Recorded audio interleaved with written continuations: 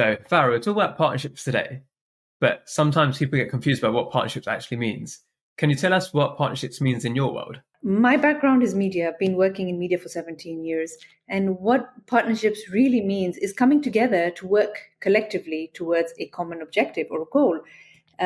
With this, I mean, I have got something to offer. The media company that I'm possibly working with has something to offer. So, how can we both come together to leverage our strengths? So, this is what I would define as partnerships, coming together really to, towards a common goal and an objective. So you've got a lot of experience with Africa as well, right? And that's an area you're specialized in.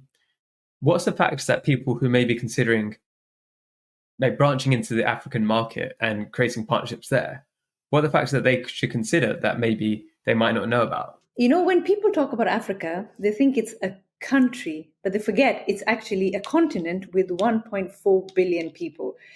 Understanding the media landscape in Africa is very, very challenging and it's very diverse.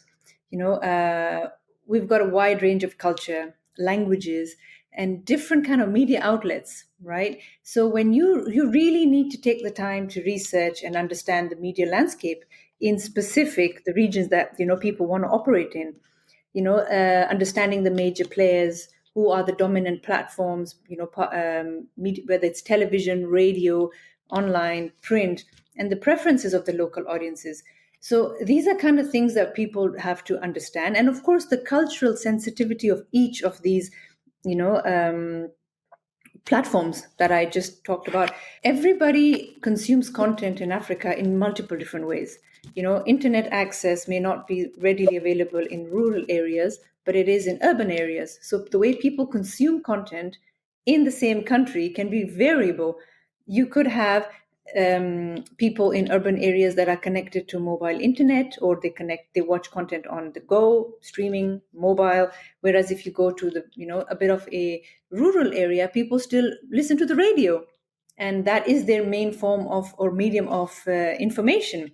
So understanding the different landscape, the different platforms, the nuances, the cultures, languages is really, really important for people who are looking to actually go into Africa and do any business in Africa.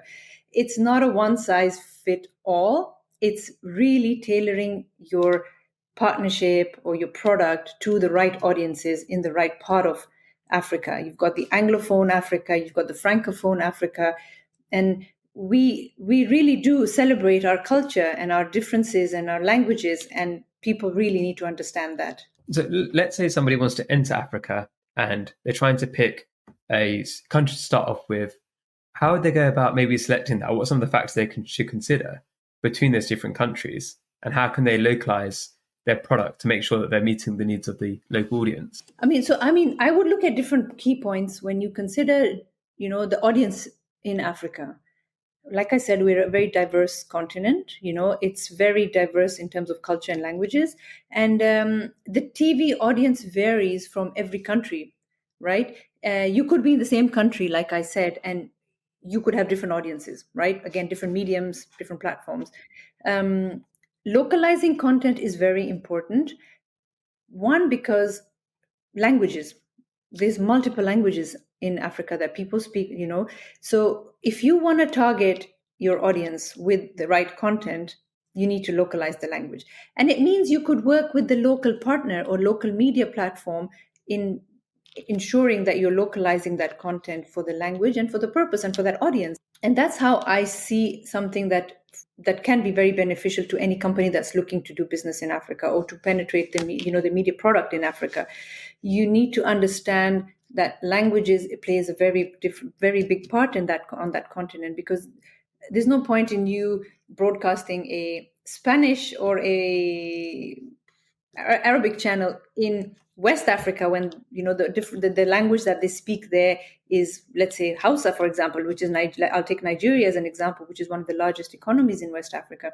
So you really need to understand who your audience are so you can localize your content, and working with local partners, empowering the local platforms and the local media partners to be able to then target exactly who your audiences are. So let's say I was going to expand into Africa, and what were the first steps I should take? What should they be? So would it be trying to find local partners? How would you select the right local partners to work? Let me go back. when you're looking to do any business in Africa, I think the first question you need to ask yourself is from a media perspective, let's say, is are you looking for reach, engaging wide audiences, or are you looking to generate revenue? And that's the question that's going to determine your partnership and how you're going to go about it in any part of Africa. So I'll give you an example. If you're a media company that's primarily interested in a wider reach and reaching a diverse range of audiences within the sub-Saharan Africa region, then you would identify your partners accordingly. MultiChoice is a key player in Africa. They've got the widest reach across the continent. They're one of the oldest pay TV platforms. So then you negotiate and accordingly get into an agreement based on what your preferences are. And of course, it has to be a mutually beneficial partnership. Um, they can provide you the audience reach that you're looking for. Secondly, again, if you're looking to monetize that content that you're producing, including reaching the wide audiences, they also do offer that because they're a pay TV platform. So you negotiate your structure, your deal accordingly, where you're putting your content behind a paywall. You're one, accessing their audience base, and two, you're able to generate revenue from the subscription of your content. So these are some of the things that you need to look into in terms of what are your preferences, what are your objectives, how are you looking to enter into the Africa market, and what is really your objective, and then structure your deal accordingly. There are databases available, there are events available where you can actually go out there and see who are the key players in the market. Some of the attending events is really important. And again, like I keep saying, doing business in Africa is really different and challenging. It can be fun at the same time, but it all depends on that personal relationship that you build. And they love meeting people because I guess when you put a person in front of a person, it's about building the trust and the relationship. So these are some of the things that I highly recommend when people want to go into business in Africa is make the physical appearance, because people want to know you, they want to trust you, they want to build that relationship with you. And it's a long-term thing. So building that trust is equally important, not just building that partnership. And so these are some of the things that I would consider when doing business in Africa. So I guess a lot of people in today's world, they want to try to make things remote, and they might try to enter Africa in that space where you just have Zooms, and they'd miss out on that advice you just said, right, about how important it is to African people to build that, in terms of their culture, to build that connection in person. What other mistakes do you see people make when they're trying to enter Africa as a new market? What do you see often people do wrong? I think the lack of due diligence. People don't really conduct a thorough due diligence on potential partners.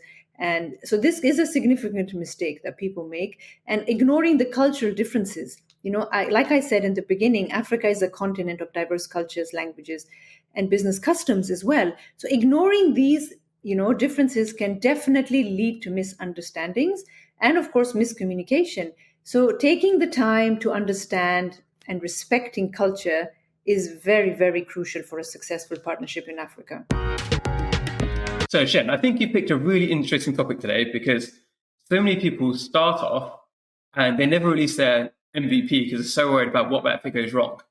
And through this episode, we can explain to people what they can do if that happens, and hopefully it makes it less scary for them and makes them able to continue ahead.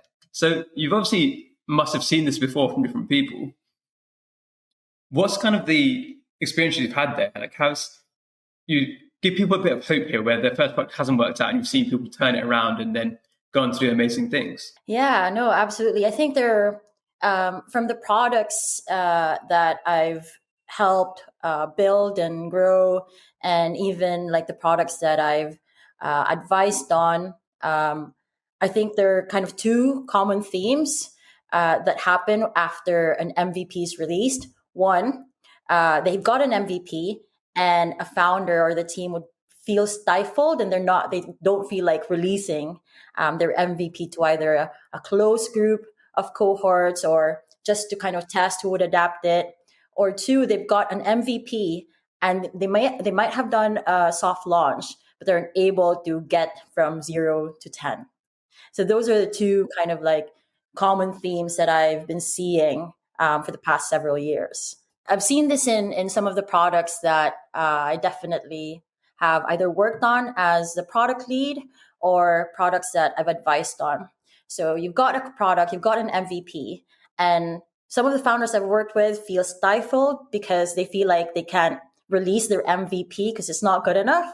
And some products have been released, maybe done a soft launch, but it's not getting traction. So one example that I've seen is we had one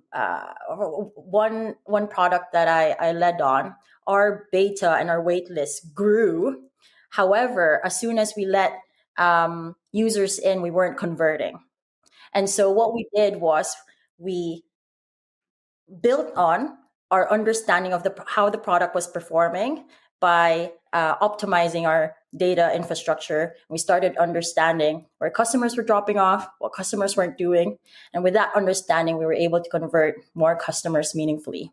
Then we removed our wait list. And that grew that customer base to millions of users. Right.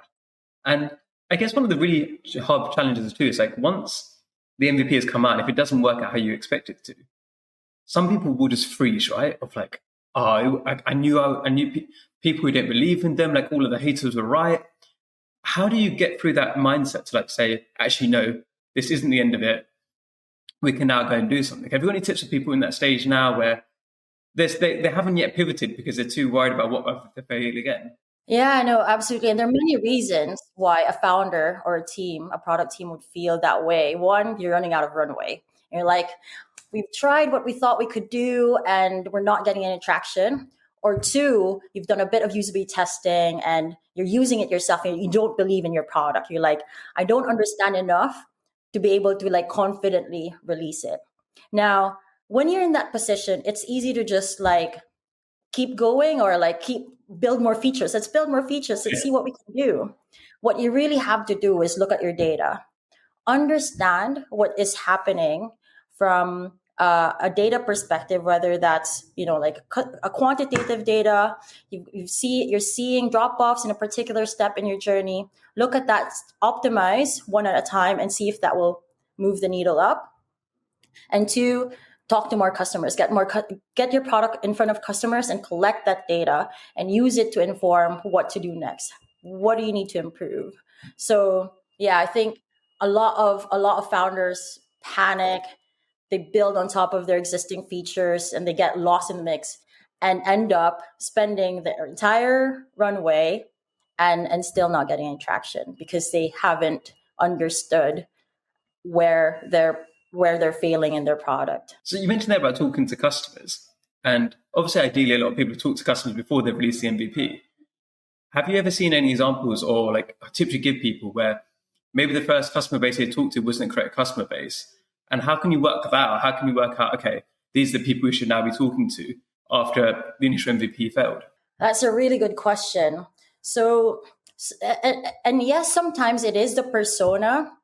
So for example, if you're a B2B business, and I've seen this before, where you have a product that one of the products that was in my portfolio previously had a really good solution for last mile delivery problems. Now they've identified a persona, but they didn't necessarily hone in on how to talk to this persona. There are multiple personas and decision makers and influencers that they've identified, but they weren't able to understand how to address them by sieving out how they talk about their problems internally and then position their products in such a way that that persona would just get it. So sometimes it is about not identifying the right persona, but also it's about identifying how or like defining how to accurately talk to that persona so that your solution resonates with them and they just go, aha, yes, I need that. Yeah. And with the MVP collecting feedback as well, do you think sometimes it's easier to, you had a good example there before you mentioned where you let some people through your wait list and those initial customers. What was some of the feedback you were getting there? Like what was some things that were maybe clashing with what you thought beforehand? No, that's a great question. So a lot of the feedback that we got from customers were calling us and saying, so what I did was actually look at the sentiment that was collected by customer service and also collecting like actual feedback by talking to actual customers.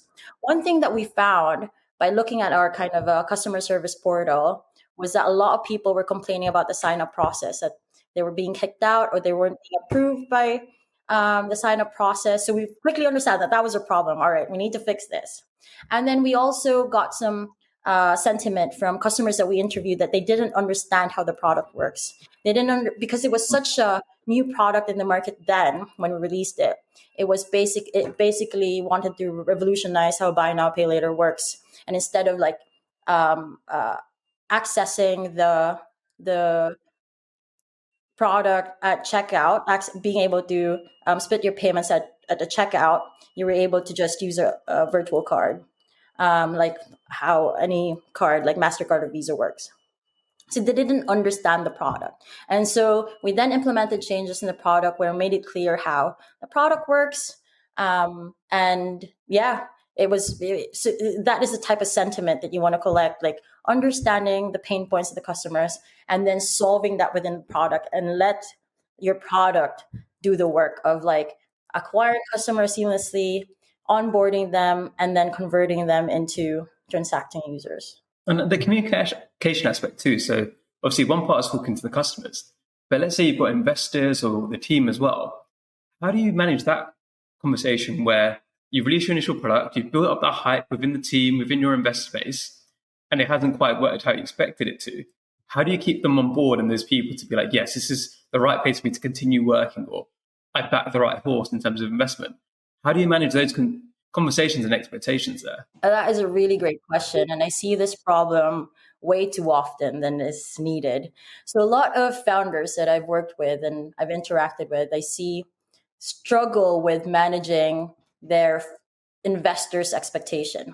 So investors initially, like the idea of the product, they're investing, and then they get more invested emotionally that they want to also contribute to the product's growth and how it develops. And so we see a lot of founders like, adding features on top of features, wanting to improve the product, quote unquote, by adding the features that were suggested by their investors. Now, what this means is that you end up with a backlog of just ideas from investors and then some that may have been suggested by customers. So your product ends up being convoluted and you don't know exactly what will get more customers to complete their sign up and convert and using your product. Now, by doing so, this means that you're not getting transactions, and you won't be able to tell your investors that you're getting either revenue or en route to profitability. What this means then is the investors will end up getting frustrated anyway, even if you've built the features that were their ideas on the first place.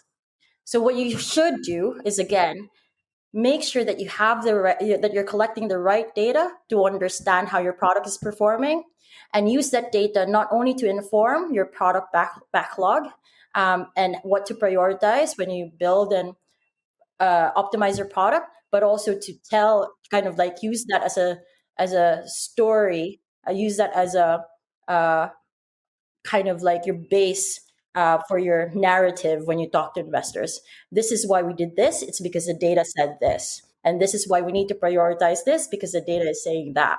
So it's all about having the right data to optimize your product, but also to talk to your investors. We hope you're enjoying the episode so far. We just want to give a quick shout out to our headline partners, HSBC Innovation Banking. One of the biggest challenges for so many startups is finding the right bank to support them. Because you might start off and try to use a traditional bank, but they don't understand what you're doing. You're just talking to an AI assistant, or you're talking to somebody who doesn't really understand what it is you're even trying to do. HSBC have got the team they've built out over years to make sure they understand what you're doing. They've got the deep sector expertise, and they can help connect you with the right people to make your dreams come true. So if you want to learn more, check out hsbcinnovationbanking.com. So I guess maybe we can start with opening on some of the common challenges, highlighting some of those that you've seen in early stage founders facing when it comes to tackling leadership and growth? Yeah, I think the way I would describe probably the biggest challenge I think that entrepreneurs and especially early stage founders face is that I think we work in a world where busyness and the hustle and bustle is almost normalized and expected.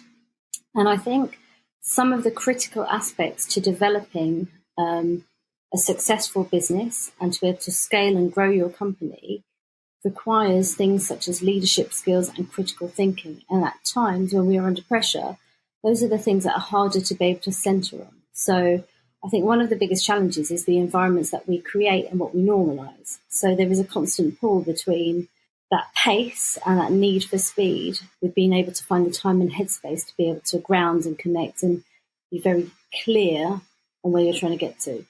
So I think overarching, that is one of the biggest challenges I see people face generally, and that doesn't go away. That tends to stay with them throughout their journey. It just changes. The culture and the environment they're in changes, but that need and that pressure, I think, remains. I think early stage founders face a lot of challenges, actually, when I think more deeply about it. You know, it comes from having a brilliant idea or a product or a service, and they are then having to take that idea, and they're on a journey where they have limited resources. So resources don't come freely. They're having to leverage a network, and sometimes, especially depending on your idea, your network is still relatively young and you might need to build it or develop it. So being able to develop and build the right network is really key. Money is always an issue. So especially before you've got to the stage of funding, having to be able to do all of this stuff with limited cash is really difficult. The idea where, you know, the whole journey is quite all consuming, I think, and you also don't have a peer network. So the other thing I think is quite difficult, it's not like you don't have a peer network, it's more difficult to have the team around you. So I think what people can often feel is that they're building something, you can feel like you're building it in isolation, in a black hole, and you don't have the same support systems that you typically have if you're inside a business or an organization. And I think all of those things create the perfect storm to feel that pressure, to feel that pace, and for that to have adverse effects. So I think the biggest challenge is being able to manage that really effectively whilst also creating the time and headspace, which I think needs to be done really consciously. For sure.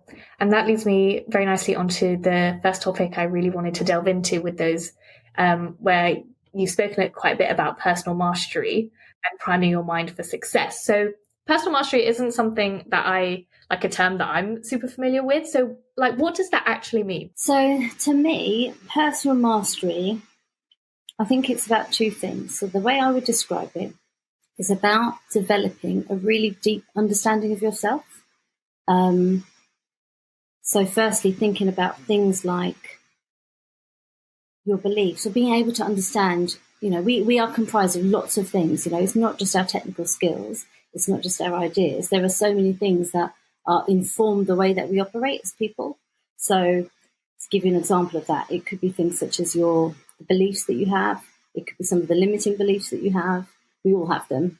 It could be to do with your values. Values are a really, really important thing. They are core elements that drive your behavior. It's almost like a North Star, compass that helps to dictate.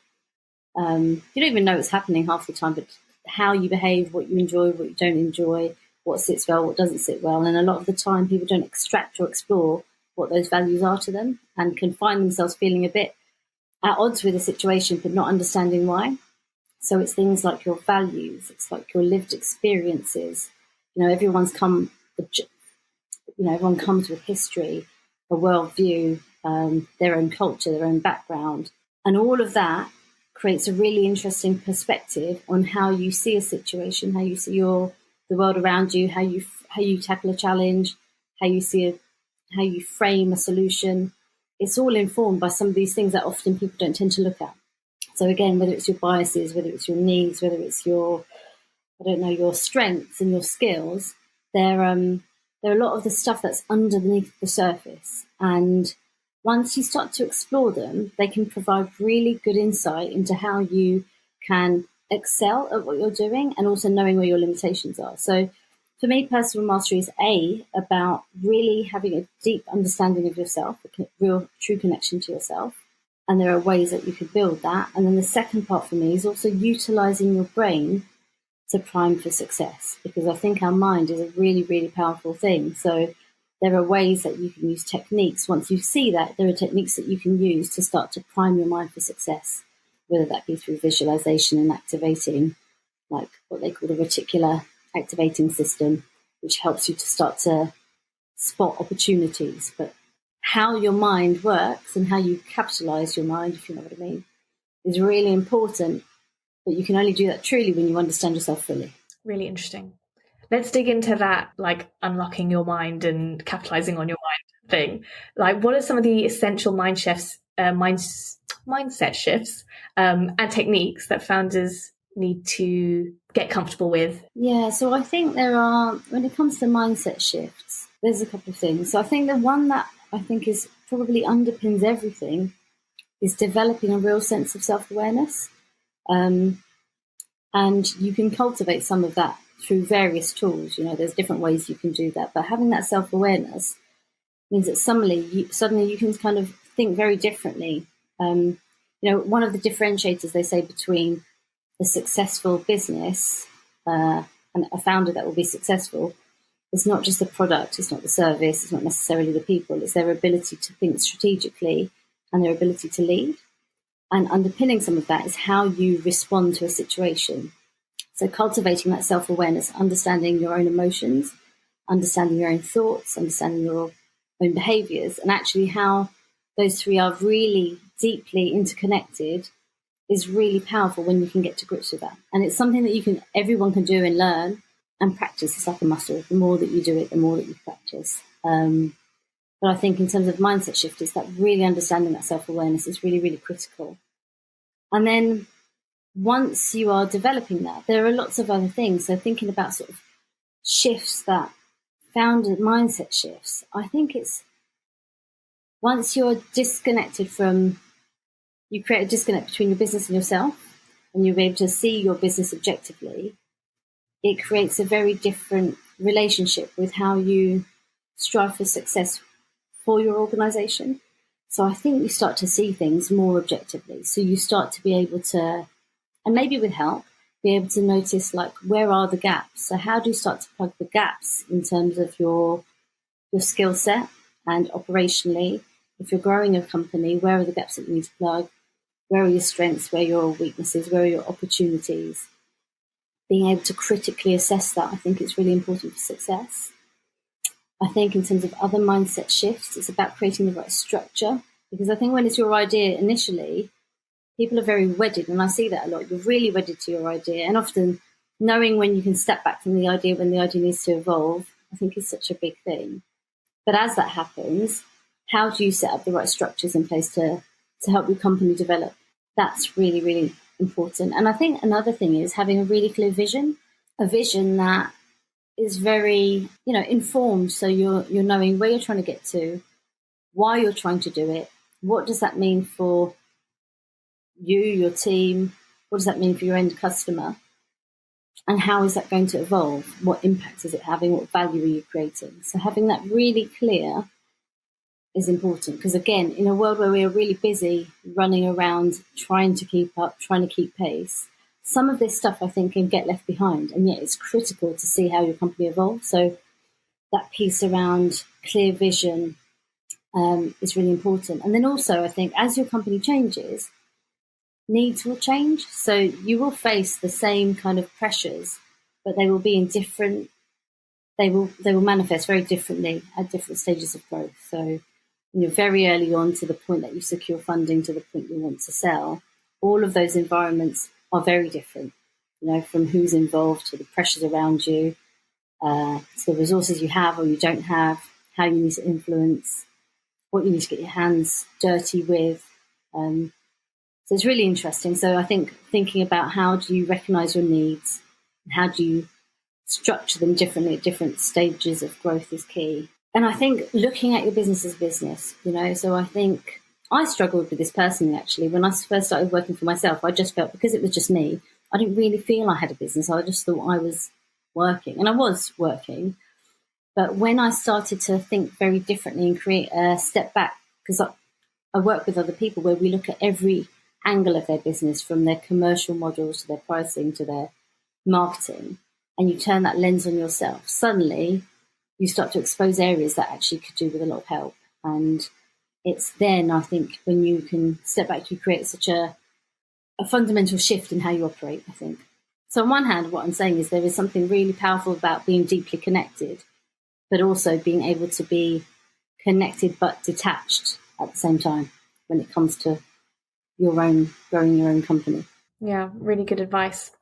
On the self-awareness piece, that's really interesting. How can founders assess their current leadership strengths and areas of improvement? How would you suggest they can look inwards realistically? So I think there's a few things that founders can do to start to assess their own kind of leadership strength. So I think the first thing I would say is feedback is a really great way to do that. So, it's not often, well, it depends on who you are actually, but asking for feedback in a really rounded way, in a very constructive way, can be powerful, because I think we all have blind spots, and anyone around you will be able to give you a perspective that you just don't have. And I think that is not a point of weakness. It's a real strength to be able to ask for that, so you get a real rounded view.